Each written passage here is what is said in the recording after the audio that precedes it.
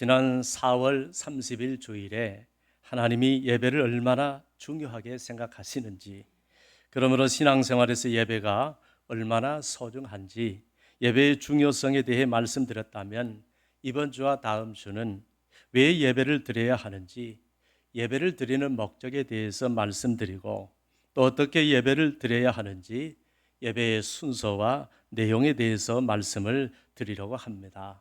말씀을 통하여 하나님이 찾으시는 예배자들이 되셔서 예배 때마다 하나님께 영광을 돌리며 예배 때마다 신령한 은혜를 받고 범사의 복을 받는 예배의 성공자들이 다 되시기를 바랍니다. 예배 생활의 제1순위는 예배입니다. 신앙생활의 제1순위는 예배입니다. 그러므로 그 사람의 신앙을 보려면 그 사람의 예배를 보면 됩니다. 그가 얼마나 예배를 소중히 여기시는지, 얼마나 예배에 잘 참석하는지, 얼마나 예배를 잘 드리는지 보면 틀림없습니다. 신앙생활의 핵심은 예배이기 때문입니다. 참된 예배는 우리 자신이 예배자가 되어서 하나님께 경배 드리는 것을 말합니다. 그러므로 팔짱을 끼고 방관자처럼 드리는 예배는 안 됩니다. 우리는 방관자, 구경꾼이 아니라 참여자가 되어야 하고 동참자가 되어야 하는 것입니다. 또 기대 없이 사모함 없이 졸면서 드리는 예배도 안 됩니다. 그냥 대충 대강 정성을 다하지 않는 예배도 안 됩니다. 헌신 없는 예배도 안 되고 결단 없는 예배도 안 되고 감동 없는 예배, 은혜 없는 예배도 안 됩니다. 우리는 항상 하나님이 기뻐하시는 예배, 신령과 진정으로 정성을 다하는 예배를 드려야 합니다. 그러면 하나님께서 우리의 예배를 기쁘게 받아주실 줄로 믿습니다. 하나님이 기뻐하시는 예배를 드리기 위해서는 첫째, 준비해서 예배를 드려야 합니다. 그것이 정성 있는 예배입니다. 둘째, 예배 시간을 잘 지켜야 합니다. 물론 늦게 왔을 때는 안 오는 것보다는 낫습니다. 늦었다고 가버릴 것이 아니라 늦더라도 와야 합니다. 그러나 시간을 잘 지키도록 최선을 다해야 합니다. 예배 시간은 하나님과의 약속이고 그분께 대한 정성이고 그분께 대한 예의이기 때문입니다. 그러나 이것은 오직 나한테만 적용해야 합니다. 다른 사람이 늦는 경우는 우리가 알지 못하는 특별한 사정이 있을 수도 있기 때문입니다. 혹시 교회에 오다가 교통사고를 당했을 수도 있습니다. 혹시 지나가던 할머니가 쓰러져서 병원에 옮겨놓고 오다가 늦었을 수도 있습니다. 가끔은 가스불을 안 꺼놓고 오다가 그게 생각이 나서 다시 돌아가 그걸 끄고 오다가 늦을 수도 있습니다. 그러니까 다른 사람이 늦게 온 것 가지고는 미리 짐작을 해서 죄를 짓지 말고 나에게만 철저히 적용해야 합니다. 그래야 그날 예배가 은혜로운 예배가 됩니다. 셋째, 복장을 단정하게 해야 합니다. 물론 가난해서 비싼 옷이 아닐 수도 있습니다. 가난하기 때문에 부잣집보다 안 좋은 옷일 수도 있습니다. 동네 시장 패션일 수도 있습니다. 낡고 볼품없는 옷일 수도 있습니다. 그러나 깨끗하게 빨아 입을 수는 있습니다. 다림질을 해서 정성을 들일 수도 있습니다. 하여튼 자신이 가진 옷 중에 가장 좋은 옷, 단정한 옷, 깨끗한 옷으로 입고 나와야 합니다. 예전에 섬겼던 교회에서 어떤 총각이 이 총각으로 보이는 그 남자 청년이 주일 낮 예배에는 안 나오는데 오후 예배에는 어김없이 나오는 청년이었습니다. 그런데 이 청년 옷차림을 보면 기가 막힙니다. 항상 예배 시간에 다 지난 시간에 오면서 추리닝 바지에 삼색줄 슬리퍼를 끌고 나옵니다. 어떤 분 같으면 야, 저래 가지고 무슨 예배를 드리러 나오냐 할 수도 있습니다. 그러나 그때 저는 이렇게 생각했습니다. 그래도 안 나오는 것보다는 낫다. 그래도 예배 드리려고 나오니까 얼마나 대견스럽냐 그런 생각을 했습니다. 그러나 만일 이 청년이 예배에 대해서 잘 알고 있었더라면 우리 하나님께서 더 기뻐하셨을 줄로 믿습니다. 물론 이런 때에는 다른 사람의 옷차림 가지고 시험에 들면 안 됩니다. 다른 사람을 정죄하면 안 됩니다. 그저 나에게만 적용하면 됩니다. 왜냐하면 혹시 일하다가 도중에 왔을 수도 있습니다. 공교롭게도 일이 늦어져서 집에 가서 샤워하고 옷 갈아입을 시간은 없고 예배 시간 다 되어서 그냥 왔을 수도 있습니다. 무슨 사연이 있을지 모르니까 우리는 다른 사람을 정죄한 눈으로 보거나 오히려 자기의 예배를 망쳐서는 안 됩니다. 예배는 선하고 아름다운 마음, 깨끗하고 정결한 마음으로 드릴 때 하나님이 받으시기 때문입니다. 넷째, 바른 자세로 예배를 드려야 합니다. 예배자의 자세도 중요합니다. 아까 말씀드린 대로 팔짱을 끼고 다리를 꼬고 마치 영화를 보러 온 사람처럼, 강의를 듣는 사람처럼, 방관자처럼, 구경꾼처럼 드려서는 안 되기 때문입니다. 우리는 참된 예배자가 되어야 합니다. 그러므로 무엇보다도 우리 마음 자세가 중요합니다. 하나님은 우리의 중심을 보시고 우리의 중심과 함께 예배를 받으시기 때문입니다. 항상 중심이 바로 된 예배자들이 되시기를 바랍니다. 그러면 예배란 무엇일까요? 예배란 한문으로 예의를 갖추어서 경배한다는 말입니다. 하나님께 은혜 받고 구원받은 성도가 전능하신 창조주 하나님께 예의를 갖추어서 경배하는 것을 예배라고 하는 것입니다. 그러므로 내가 할 수 있는 최고의 예의를 갖추어서 가장 높이 경배하는 것이 예배입니다. 예배를 영어로 worship service라고 합니다. 마치 하나님을 가장 잘 섬기듯이 경배하며 섬기는 것이 예배입니다. 그러므로 최고의 섬김으로 살아계신 하나님께 하나님을 예배해야 하는 것이 교회입니다. 그러므로 여러분이 할 수 있는 최고의 섬김으로 하나님을 예배하시기를 바랍니다. 그러면 예배는 왜 드려야 할까요? 예배를 드려야 할 이유가 무엇일까요? 첫째, 피조물인 인간이 마땅히 창조주 하나님을 기쁘시게 하고 영화롭게 하는 것이 창조의 목적이기 때문입니다. 그리고 그분을 가장 기쁘게 하고 영화롭게 하는 최고의 표현이 바로 예배이기 때문입니다. 둘째, 우리를 하나님의 영과 성품을 닮은 하나님의 형상으로 창조하셨기 때문입니다.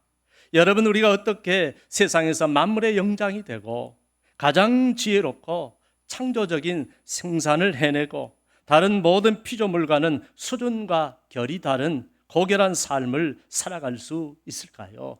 하나님께서 우리를 당신의 형상을 닮은 인간으로 창조해 주셨기 때문입니다. 이것이 얼마나 감사한 일인지 모릅니다. 정말 죽었다 깨어나도 믿기지 않을 정도로 기적 같은 일이고 참으로 감사한 일입니다. 만일 우리가 서로 태어났다면 평생 일만 하다가 죽었을 것입니다. 돼지로 태어났다면 삼겹살 구이로 팔려갔거나 닭으로 태어났으면 알만 낳다가 치킨집으로 팔려갔을 것입니다. 만일 물고기로 태어났다면, 개미로 태어났다면, 그보다 못한 세균이나 바이러스로 태어났다면 아마도 평생 동안 다른 사람만 괴롭히다가 흔적도 없이 사라졌을 것입니다. 그런데 감히 우리가 하나님의 성품을 닮은 사람으로 태어났습니다. 우리는 이 은혜를 기억하고 평생을 두고 하나님을 예배하며 감사하며 살아야 할 줄로 믿습니다. 셋째, 우리가 구원의 은혜를 입었기 때문입니다. 오늘 본문 2절에서도 여호와께 노래하며 그의 이름을 송축하며 그의 구원을 날마다 전파할지어다 라고 했습니다. 하나님께서 우리를 어떻게 구원하셨습니까? 인간이 범죄하고 타락함으로 모든 인간은 반드시 죽게 되었고 영원한 심판과 지옥의 형벌이 기다리는 비참한 신세가 되고 말았습니다. 더욱 비참한 것은 다시는 용서받을 길도 다시는 구원받을 길도 전혀 없는 영원히 불쌍한 신세였다는 사실입니다.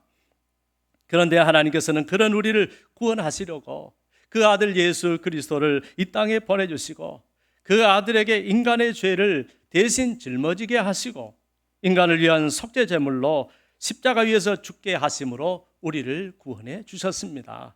그리고 주의 성령을 통하여 우리를 감동하심으로 예수 그리스도를 구주로 영접하게 하셨습니다. 그러므로 영원히 갚을 길 없는 구원의 은혜를 이 세상 끝날 때까지 잊지 마시고 예배하러 나올 때마다 그 은혜에 감사하며 감격의 예배를 드려야 하는 것입니다. 내 죄뿐만이 아닙니다. 모든 삶에 은혜를 주시는 하나님이시기 때문입니다. 햇빛과 공기를 주신 하나님, 오늘도 심장이 뛰게 하시고 숨을 쉬게 하시고 온몸에 피를 돌게 하신 하나님, 모든 삶의 현장에서 범사의 은혜와 축복을 베푸신 우리 하나님께 감사와 찬송과 영광을 돌려야 하는 것입니다. 다섯째, 하나님께서는 예배자를 찾으시며 예배를 통하여 영광 받으시기를 기뻐하시기 때문입니다. 오늘도 그분은 자신에게 예배하기를 간절히 원하십니다. 그러므로 하나님을 기쁘시게 하고 그분을 영화롭게 하기 위하여 진정으로 예배를 드리시는 주의 자녀들이 되시기를 바랍니다. 그러면 어떻게 예배를 드려야 할까요? 여러분, 예배당에 와서 앉아 있는다고 예배가 드려지는 것이 아닙니다. 예배 시간에 아무 의미 없이 아무 생각 없이 앉아 있거나 반대로 내가 좋아하는 대로 내가 원하는 대로 예배를 드린다고 예배가 되는 것이 아닙니다. 예배는 내용이 있어야 합니다. 예배는 예배를 받으시는 하나님께서 가장 기뻐하시는 방법으로 그리고 거기에 합당한 내용과 함께 드려져야 하는 것입니다. 이 내용이 바로 예배 순서로 표현이 되는 것입니다. 예배의 순서와 내용은 모두 성경에서 가져온 것들입니다. 성경에는 하나님께 드려야 할 예배의 내용들이 잘 나와 있습니다. 하나님께서 기뻐하시는 예배의 내용과 순서를 보면 크게 예배의 부름, 찬송, 신앙 고백, 기도, 말씀의 증언, 봉헌, 성도의 교제, 축도 등이 있습니다. 우리는 이런 순서와 내용으로 하나님을 영화롭게 예배해야 하는 것입니다. 이제 어떻게 하면 우리가 예배를 잘 드리고 예배의 성공자가 되어서 하나님을 가장 영화롭게 예배할 수 있는지 예배의 순서와 내용을 구체적으로 살펴보기로 하겠습니다. 첫째, 예배로 부르심이 있습니다. 하나님께서 우리를 예배로 초청하는 것을 말합니다.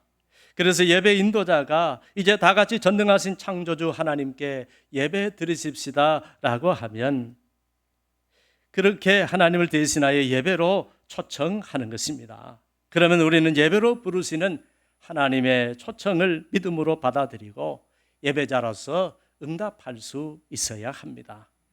누구든지 예배로 초청을 받으면 이 세상 모든 일들을 다 뒤로 하고 마음가짐을 바르게 하여 나를 창조하신 하나님, 나를 구원하신 하나님, 나를 하나님의 자녀 삼아주신 하나님, 때마다 일마다 범사에 나에게 은혜를 주신 하나님께 감사와 찬송과 영광을 돌리는 예배자의 마음으로 임해야 할 줄로 믿습니다.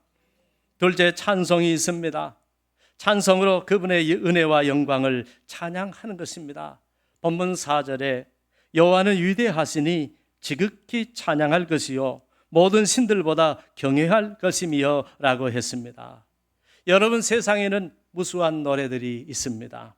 유행가도 있고 클래식도 있고 민요도 있고 동요도 있고 가곡도 있습니다. 그러나 이것들은 다 사람의 노래입니다. 인간의 노래입니다. 세상의 노래입니다. 사람을 즐겁게 하고 사람을 위해서 사람들끼리 부르는 사람의 노래인 것입니다. 그런데 영적인 노래가 있습니다. 신령한 노래가 있습니다. 오직 하나님께만 드리는 노래가 있습니다. 이것을 찬송이라고 하는 것입니다. 찬송은 찬양하는 노래라는 뜻입니다. 노래를 통하여 하나님을 찬양하는 것입니다. 그러나 사람은 찬양의 대상이 아닙니다. 우리가 사람을 찬양할 수는 없습니다. 오직 우리는 하나님께 영광을 돌리기 위해서 찬송을 불러야 할 줄로 믿습니다. 찬송을 통하여 하나님을 높이고 하나님을 찬양하며 하나님께 감사하며 하나님을 영화롭게 해야 할 줄로 믿습니다. 찬송 곡조 있는 말씀이요, 곡조 있는 기도요, 곡조 있는 신앙 고백입니다. 곡조 있는 영광의 노래입니다. 한 가지 기억해야 할 것은 찬양을 할 때 곡은 틀려도 좋습니다. 콩나물은 안 맞아도 좋습니다. 저도 막 엉망으로 부를 때가 많습니다. 그러나 가사에 우리의 믿음을 실어야 한다는 것입니다. 가사에 우리의 마음을 싣고 우리의 고백을 싣고 우리의 감사를 싣고 우리의 신앙을 실어야 한다는 것입니다. 감사하게도 하나님께서 노래를 못 부른다고 안 받으시는 분이 아니십니다. 그러나 가사에 우리의 믿음을 실지 못하면 받지 않으십니다. 그러므로 모든 가사에 하나님께 드리는 우리의 신앙 고백으로 드릴 때 하나님께서 우리가 드리는 찬송과 찬양을 기쁘게 받아주실 줄 믿습니다. 셋째, 예배 순서에는 생략했지만 교동문이란 게 있습니다. 찬송가는 곡조가 있지만 교동문은 곡조 없는 찬송시를 말합니다. 그래서 교동문을 찬송의 일부로 이해하면 좋습니다. 주로 우리가 시편을 교독하기 때문에 시편 교독이라고 부릅니다. 설교자가 성도와 함께 하나님을 찬양하는 말씀을 주고받으면서 하나님의 은혜를 감사하며 찬송하며 낭독하는 것입니다. 이처럼 교동문은 찬송시를 통하여 하나님을 찬양하며 신앙을 고백하며 우리의 신앙을 결단하는 것입니다. 교동문을 낭독하게 된다면 바로 이런 마음으로 하나님께 드리시기를 바랍니다. 넷째, 참회의 기도가 있습니다. 예배의 중요한 요소 중에 죄를 용서해 주는 속죄의 은총이 있는 것입니다. 인류에게는 인류의 시조 아담으로부터 유전되는 유전죄가 있고 생활 속에서 짓는 자범죄가 있습니다. 원죄는 이미 우리가 예수님을 영접할 때 모두 다 씻겨져서 없지만 자범죄는 항상 짓는 죄이기 때문에 반드시 참회의 속죄를 해야 하는 것입니다. 죄는 항상 하나님과 우리 사이를 갈라놓는 막힌 담입니다. 그러므로 죄가 있는 상태로 그분을 만날 수 없습니다. 그분께 참된 예배를 드릴 수 없습니다. 기도도 찬송도 예물도 아무것도 드릴 수가 없습니다. 그러면 은혜도 축복도 받을 수가 없습니다. 참회를 하고 용서를 받아야 그분께 참된 예배자가 될 수 있고 그분이 주시는 은혜와 복을 받을 수가 있는 것입니다. 특별히 죄는 바로 내가 짓는 것입니다. 그러므로 우리는 모두가 각자 하나님 앞에서 자신의 죄를 고백하면서 주님의 십자가의 은혜로 그 모든 죄악을 용서해 달라고 회개하면서 용서를 구해야 하는 것입니다. 여러분, 회개 없는 용서는 없습니다. 하지만 내가 진실로 죄악을 통회하고 자복하고 회개하면 하나님께서는 미쁘시고 의로우사 우리 죄를 사하시며 모든 불의에서 우리를 깨끗하게 하실 줄로 믿습니다. 그렇게 우리는 참된 예배자로 설 수 있는 것입니다. 다섯째, 참회의 기도 후에는 사죄의 선언이 있습니다. 하나님이 죄 용서를 약속하신 말씀을 통하여 죄 용서의 은혜를 확신하는 것입니다. 사랑하는 여러분, 하나님께서는 진실로 회개하는 자에게 사죄의 은총을 베푸십니다. 성경 곳곳에 회개하는 자에게 용서를 베푸시는 언약의 말씀이 있습니다. 하나님께서 우리의 죄를 진실로 자백하기만 하면 그 죄가 어떤 죄이든지 간에 예수님의 이름으로 우리를 용서하시는 것입니다. 그러므로 여러분의 죄악을 참회할 때마다 약속의 말씀을 통하여 사죄받은 줄을 확신하시기를 바랍니다. 여섯 번째, 신앙 고백이 있습니다. 하나님께서는 우리가 우리의 입술로 신앙을 고백하기를 원하십니다. 그것이 하나님께 기쁨이 됩니다. 보통 우리는 사도신경으로 신앙을 고백합니다.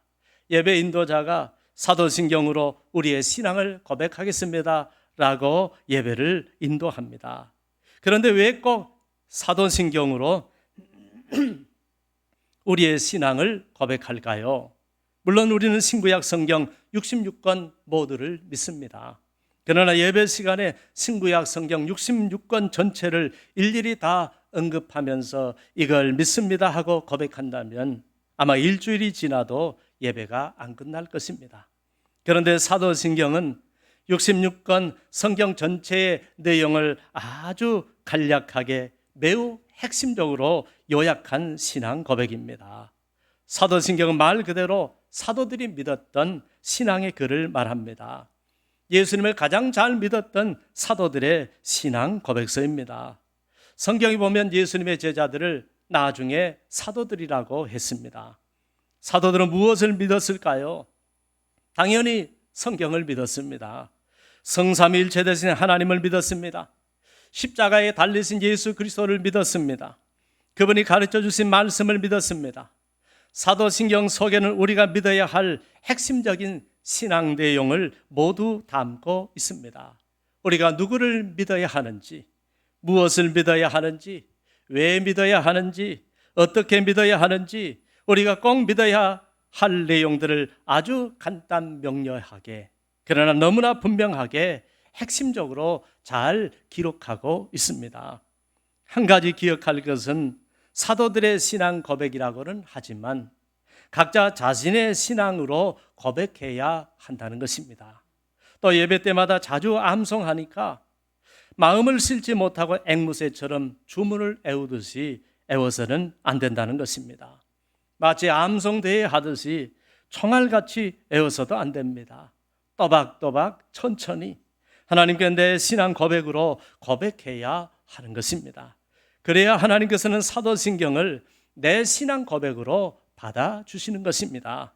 신앙 고백이 중요한 이유는 주님께서는 너희가 사람들 앞에서 나를 시인하면 나도 하나님 앞에서 너희를 시인하리라고 하셨기 때문입니다. 하나님 앞에서 주님의 시인은 곧 우리의 구원을 말하는 것입니다. 사도신경을 할 때 여러분의 신앙으로 고백하시기를 바랍니다. 7번째 주기도문이 있습니다. 사도들이 믿었던 글을 사도신경이라고 한다면 주기도문이란 주님이 가르쳐 주신 기도의 글을 주기도문이라고 합니다. 주기도문도 마찬가지로 주님이 가르쳐 주신 기도이지만 내가 드리는 기도로 삼아서 내 믿음으로 하나님께 기도해야 하는 것입니다. 그때 그 기도가 내가 드리는 기도가 되어 하나님이 받아주시고 응답해 주실 줄로 믿습니다. 8번째 대표 기도가 있습니다. 이 기도는 원래 목회자들이 해야 하는 목회 기도였습니다. 주의 사자로 부름을 받은 목회자가 양들의 목자로서 자신에게 맡겨주신 하나님의 양들을 위해서 중보하며 드리는 기도였습니다. 그런데 한국 초대교회 시절에 선교사들의 언어적인 제약 때문에 성도들에게 맡겼던 것이 지금의 대표 기도가 된 것입니다. 그러므로 예배 중에 대표 기도를 하시는 분들은 마치 목회자의 심정으로 교회와 주의 자녀들을 위해서 기도해야 합니다. 말 그대로 대표 기도니까 우리 모두의 기도가 다 함께 들어가 있는 것입니다. 그러므로 각 사람은 대표 기도자와 동일한 마음으로 기도를 드려야 합니다. 즉 대표 기도자의 기도를 자신의 기도로 드려야 합니다. 이 기도는 개인 기도가 아닙니다. 교회를 대표하는 기도요, 양들을 위해 중보하는 중보 기도요, 예배를 위해서 드리는 예배 기도인 것입니다. 그러므로 기도자는 기도 준비에서부터 기도를 드릴 때까지 철저한 준비와 구별된 심령으로 성도 모두의 기도의 내용을 담아서 드려야 하는 것입니다. 예배 중에 예배를 위해서 하는 것이기 때문에 시간은 2, 3분 이내로 짧아야 합니다. 한국 교회에 재밌는 실화가 있습니다. 어떤 장로님이 기도를 길게 하기로 유명하신 분이셨습니다. 이분이 기도에 한이 맺힌 사람처럼 아주 길게 기도하셨는데 창세기부터 시작해서 요한계시록까지 마치는 분이셨습니다. 기도할 때마다 하도 길게 하니까 목사님이 얼마나 속상해 하셨는지 모릅니다. 어느 주일이었습니다. 이번에도 이 장로님이 대표 기도 차례였습니다. 교인들은 포기했고 목사님은 한숨을 쉬고 장로님은 대표 기도를 열심히 하는데 그날따라 아주 긴 것입니다. 아무리 해도 안 끝나니까 항상 시간을 보셨던 목사님이 보니까 세상에 49분을 기도하는 것입니다. 몇 분 했다고요? 우리는 워낙 짧게 하니까 49분. 화가 머리끝까지 나신 목사님은 장로님이 기도를 마치자마자 단에 서시더니 이렇게 말했습니다. 주기도문으로 예배를 마치겠습니다. 그렇게 예배를 끝내버렸습니다. 여러분, 그날 예배가 어떻게 되었을까요? 완전히 망친 것이지요. 또 어떤 장로님은 이분도 얼마나 기도를 오래 하시는지 어느 정도 시간이 지나면 목사님이 기다리지 못하고 장로님 가운을 잡아당겼대요. 이렇게 이제 그만하시라고. 그러면 이 장로님은 손 치우라고 막 목사님 손을 때리고, 그럼 목사님은 당기고 장로님은 손을 때리고, 그 교회 참 잘 돌아갔겠지요. 여러분, 예배는 내 속풀이, 내 한풀이, 내 원풀이 하는 것이 아니라 하나님께 드리는 것입니다. 기도도 드리는 것입니다. 9번째, 말씀의 증언, 즉 말씀 선포, 설교가 있습니다. 예배는 다 올려드리는데 딱 두 가지가 예배 가운데서 우리에게로 내려옵니다. 그 중에 하나가 말씀입니다.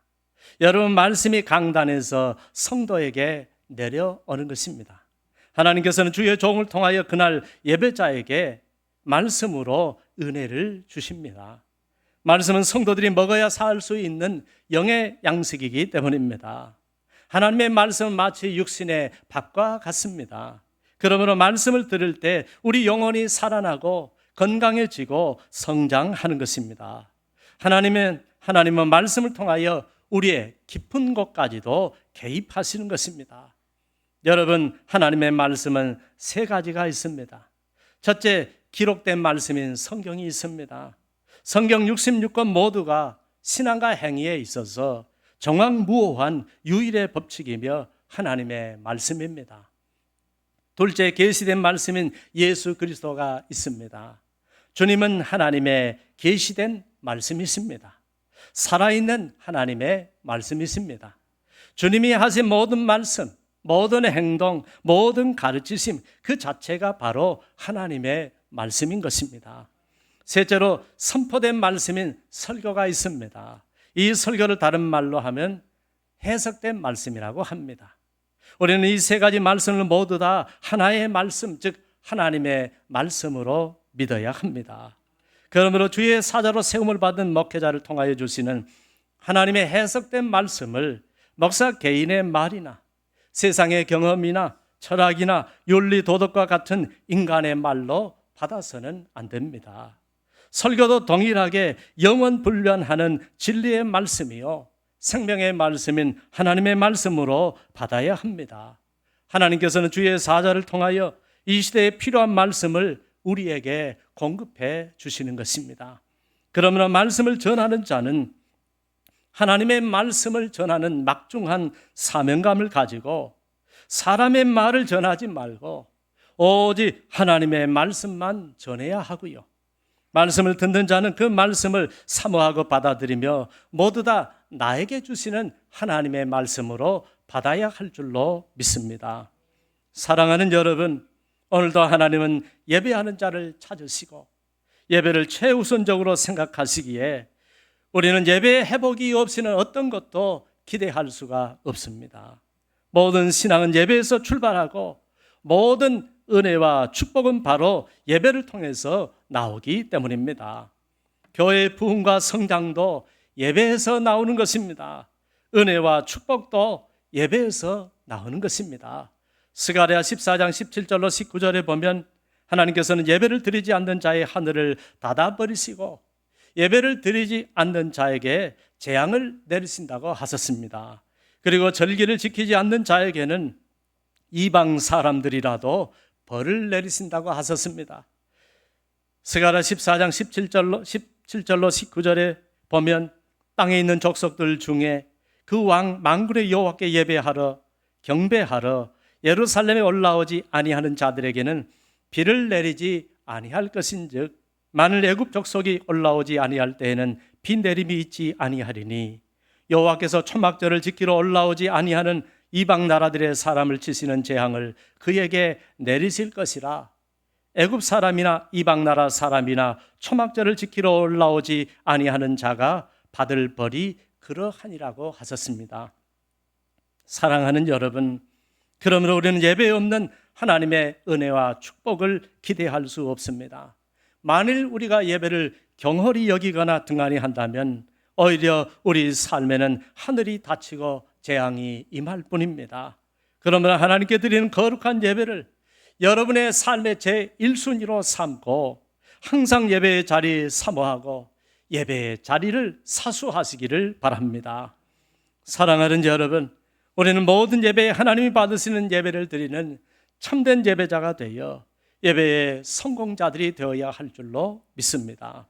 이를 위해 오늘 말씀드린 예배의 순서와 내용을 잘 알고 온전히 하나님을 영화롭게 예배하시는 주의 성도들이 되시기를 바랍니다. 항상 우리가 하나님이 받으실 만한 예배를 드릴 수 있다면 하나님께서는 예배를 통하여 우리를 기쁘게 받아주시며 예배를 통하여 영광을 받으시며 예배를 통하여 우리의 삶에 신령한 은혜와 기름진 축복을 풍성하게 내려주실 줄로 믿습니다. 기도하겠습니다. 하나님 아버지, 참된 예배자, 예배의 성공자가 되기 위하여 참으로 우리 하나님의 은혜에 감사하며 하나님을 영화롭게 예배하는 예배자들이 되기 위하여 오늘 말씀을 주시니 감사합니다. 우리 은혜로 교회를 다니는 모든 성도님들은 참된 예배자가 되게 하소서. 우리 하나님을 참으로 영화롭게 예배하며 예배를 통하여 부어주시는 신령한 은혜와 기름진 축복을 받아 누리는 하나님의 복된 자녀들 되게 하여 주옵소서. 아무것도 모르고 예배 드리는 자가 아니라 분명한 예배의 목적과 예배의 내용과 예배의 순서와 방법을 알고 하나님이 기뻐하시는 예배를 드리는 참된 예배자들이 다 되게 하여 주옵소서. 예수님의 이름으로 기도합니다. 아멘.